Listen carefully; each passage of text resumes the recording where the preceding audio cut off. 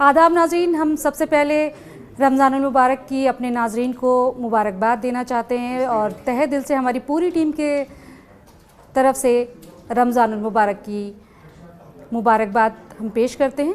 और जिस तरह हम पहले भी आपके सामने अफ्तार और सहरी के औक़ात के साथ आपके सामने एक सेगमेंट पेश करते रहे हैं, उसी तरह इस माह रमज़ानुल मुबारक में भी हम 5 शहरों के अफ्तार और सहरी के औक़ात बताएंगे।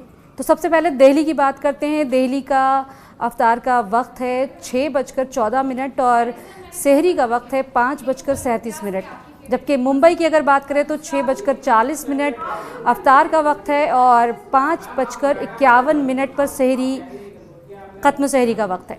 कोलकाता की बात करें तो 5:35 पर अफ्तार का वक्त हो रहा है यहाँ पे और 4:50 पर ख़त्म सहरी है। हैदराबाद की बात करते हैं, 6:20 पर यहाँ अफ्तार का टाइम है और 5:26 पर ख़त्म सहरी का टाइम है। श्रीनगर में 6:18 पर अफ्तार का वक्त है तो ख़त्म सहरी 5:37 है।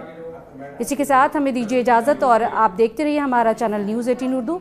और रमज़ानुल मुबारक की एक बार फिर से मुबारकबाद। खुदा हाफ़िज़।